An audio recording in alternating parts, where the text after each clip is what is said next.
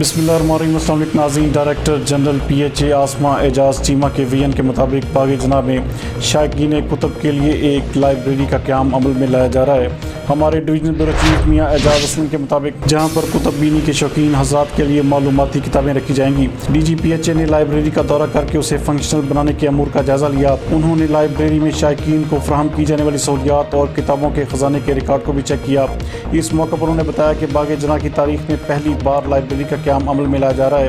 جو جلد ہی فنکشنل کر دی جائے گی، جس کی بدولت سیر و تفریح کے لیے آنے والوں کو ایک اور سہولت بھی میسر آئے گی اور وہ مختلف موضوعاتی کتب کا مطالعہ بھی کر سکیں گے۔ اس موقع پر ان کا مزید کہنا تھا کہ لائبریری میں آنے والوں کے لیے بیٹھنے کے مناسب انتظامات کے ساتھ پینے کا پانی اور خوبصورت و پرسکون ماحول فراہم کریں گے۔ انہوں نے بتایا کہ باغ جناح میں بچوں کے لیے پلے لینڈ کے قیام کے لیے بھی اقدامات کو تیز رفتاری سے آگے بڑھایا جا رہا ہے۔